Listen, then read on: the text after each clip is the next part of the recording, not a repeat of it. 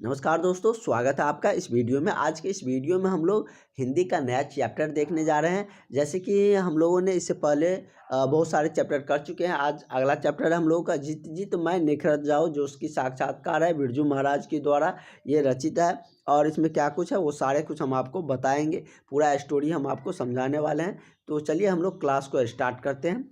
और जो भी अभ्यर्थी अभी तक क्लास नहीं लिए हैं वो सारे कैंडिडेट इस नंबर पर आप लोग कांटेक्ट करके व्हाट्सएप पे और आप लोग क्लासेज मंगा सकते हैं, ये नोट्स मंगा सकते हैं। तो ये सारा कुछ इसमें दिया गया है, आपका क्वेश्चन इसी से रहने वाले हैं। तो चलिए हम लोग आज बिना देरी किए हुए क्लास को स्टार्ट करते हैं। लेखक को नृत्य की तालीम किससे मिली और लेखक अपने को किसका शागिर्द मतलब मानते थे।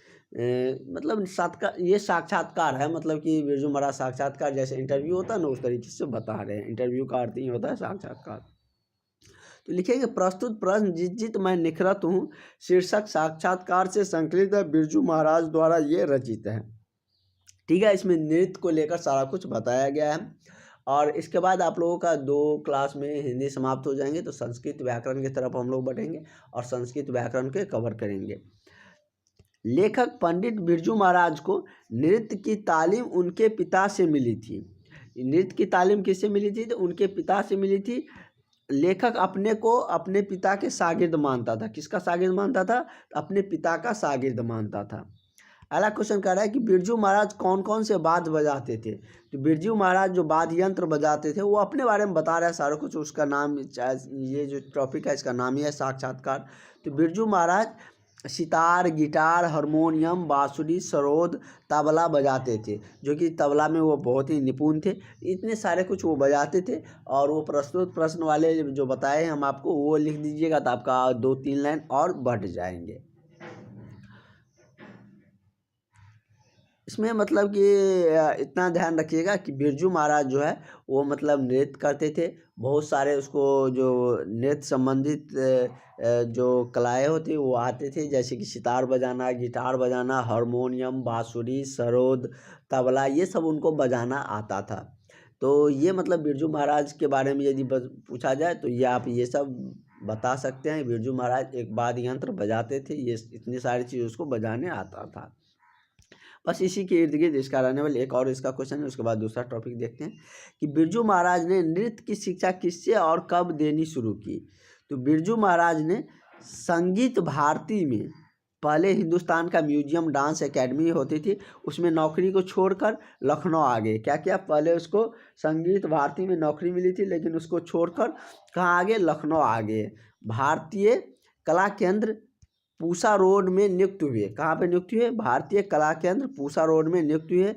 तब वहाँ उसे रश्मि नामक एक लड़की, एक मतलब सयानी लड़की मिली और उन्हीं को वो शिक्षा देना प्रारंभ किया था। तो यदि आपसे पूछा जाए कि नृत्य की शिक्षा कब और कहाँ देना शुरू किया, तो बिरजू महाराज जी लखनऊ में आए थे, जो कि संगीत की जो भारतीय संगीत थी, संगीत भारती, उसमें नौकरी छोड़कर लखनऊ आए थे और वहाँ पर एकेडमी ज्वाइन किए। और वहीं पे उसे एक रश्मि नाम की एक लड़की मिली थी जो सयानी थी, उसी को शिक्षा देना प्रारंभ किया था और उसी को सयानोपूर्वक नृत्य की शिक्षा दी। अगला है कि अविन्यो यात्रा वृत्तांत, जो कि अशोक वाजपेयी के द्वारा लिखा गया है। क्या है? अविन्यो यात्रा वृत्तांत, जो किसके द्वारा लिखा है? अशोक वाजपेयी के द्वारा। ये क्या कह रहे हैं कि हर वर्ष अविन्यो में कब और कैसे समारोह हुआ करता था। मतलब हर वर्ष अविन्यो में कैसे समारोह हुआ करता था, ये आपसे पूछ रहे हैं। तो लिखेंगे प्रस्तुत प्रश्न अविन्यो यात्रा वृत्तांत शीर्षक से संकलित है, अशोक वाजपेयी द्वारा रचित है। अविन्यो में हर वर्ष गर्मियों में फ्रांस, यूरोप और एक अत्यंत प्रसिद्ध और लोकप्रिय रंगमंच समारोह किया जाता था। और इस समारोह में क्या होता था?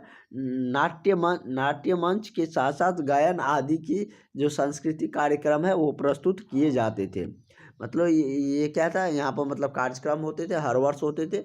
और इसमें मतलब बहुत सारे लोग आते थे। इसमें यूरोप से, फ्रांस से और बहुत सारे प्रसिद्ध कलाकारें होती थी। इसमें लोकप्रिय समारोह आयोजित किया जाता था। इसमें यदि हम कहें तो सांस्कृतिक कार्यक्रम भी होते थे, नाच और गान के दोनों साथ।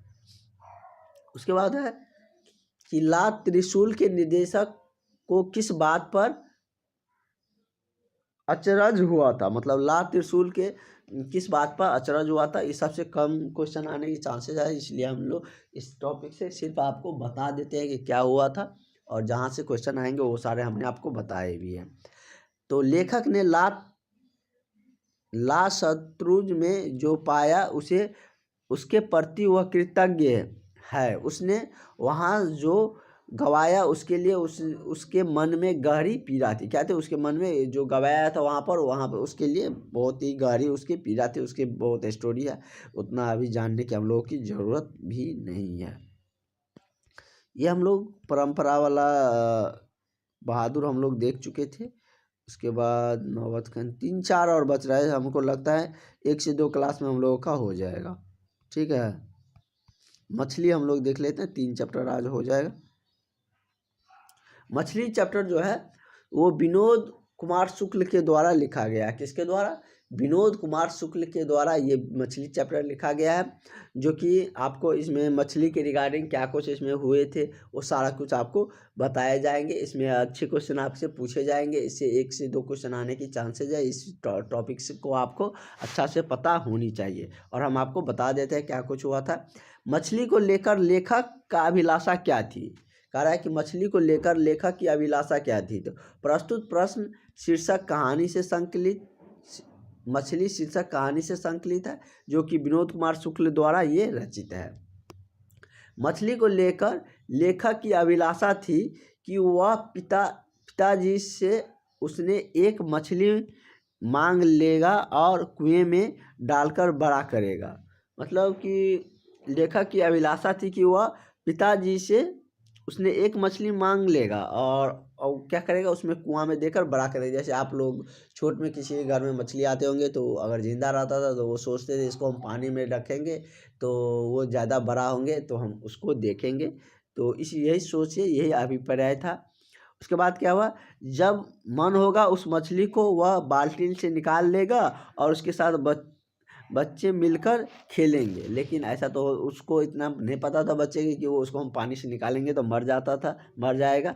लेकिन उसका मन था कि अब जब हम चाहे मछली को पानी से निकाल कर बाल्टी से और उसके साथ खेलेंगे।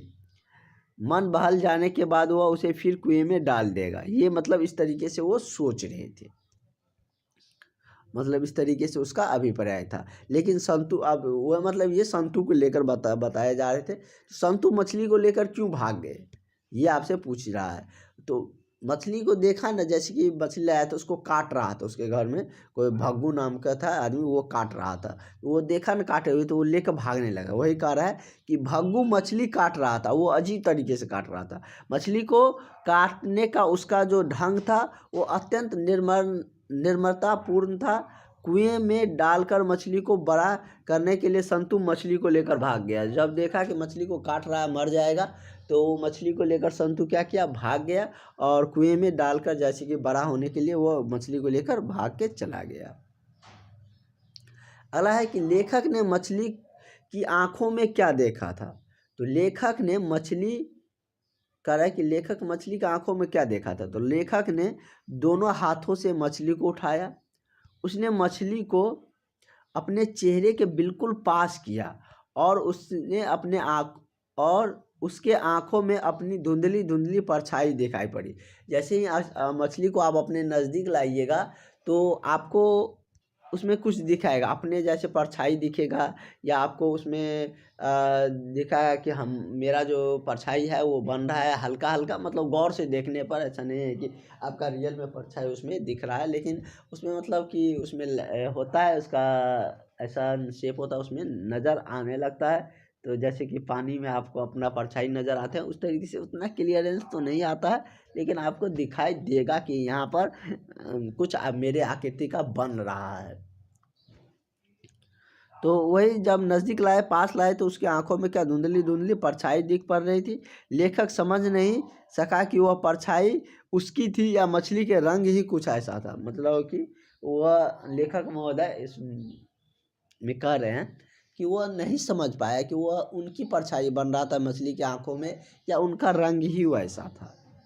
तो इस बात पे मतलब कि लेखक बहुत सोचे, लेकिन उसको ये पता नहीं चल पाया कि परछाई आखिर उसमें बन रहा था किसका, उसका खुद का या मछली का ही कुछ भाग, उसका ही रंग ही वैसा था। ये उसमें कंफ्यूज थे, उसको पूरा क्लियरली नहीं पता चल रहा है। यदि आपको पता चले तो आप अपने घर में जब मछली आएंगे तो उसको नज़दीक लाकर उठाकर देखिएगा कि उसको आँख में आपको क्या चीज़ क्लियरेंस दिखता है।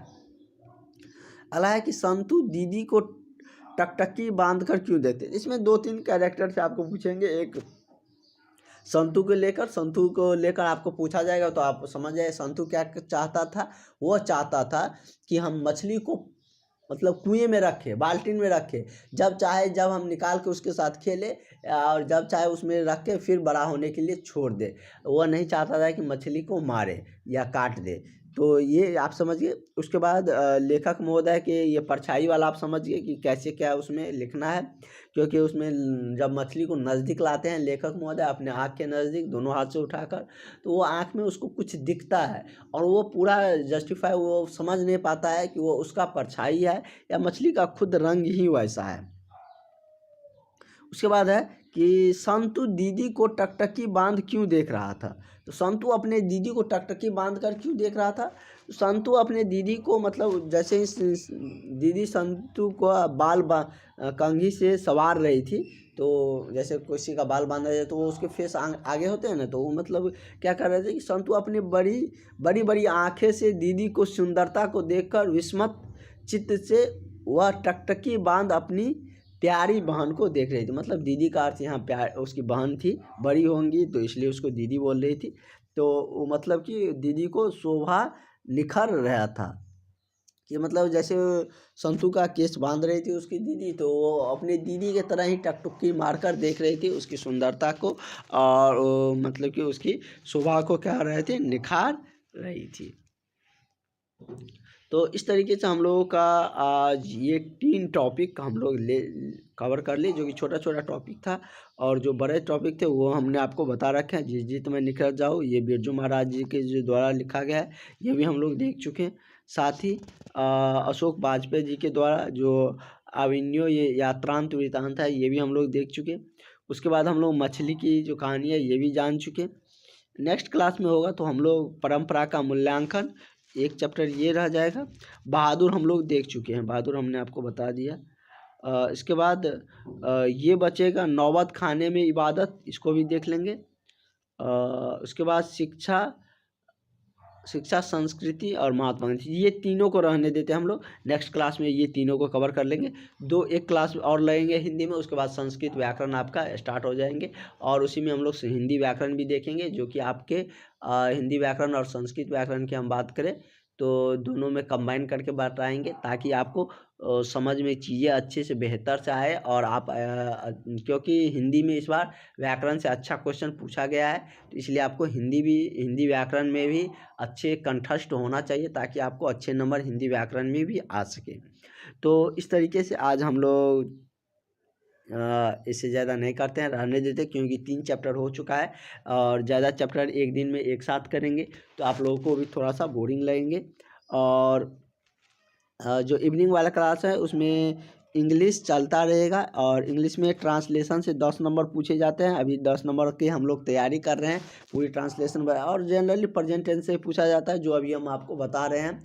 उसका PDF भी आप लोगों को मिल जाएगा। वो थोड़ा सा जो PDF है वो ड्राइव में अभी मिल नहीं रहे हैं, वो हम आपको खोज करके हम आपको भेज देंगे। साथ ही यदि हम बात करें तो आपको और जो सब्जेक्ट आपका बच रहा है संस्कृत वेद, वो जैसे कि संस्कृत व्याकरण 3-4 रोज में हम लोग, वैसे संस्कृत व्याकरण हम लोगों ने कुछ देखे भी हैं, कुछ टॉपिक हम लोगों ने कवर भी कर रखे हैं, और कुछ जो बच रहा है वो सारे कर लेंगे। और आप सबको मतलब सारा PDF भी मिल जाएगा। उसके बाद हम लोग संस्कृत वेद भी देख लेंगे, और आपको मतलब तय सीमा पर समय से पहले आपका सारा तैयारी सारा सब्जेक्ट का हो जाएंगे। इसके लिए आप लोग बिल्कुल भी चिंता नहीं करिए। तो इस तरीके से कुछ भी अगर आपको डाउट रहता है तो वो आप लोग ज़रूर कमेंट में बताएं, हम निश्चित ही आपको जवाब देंगे।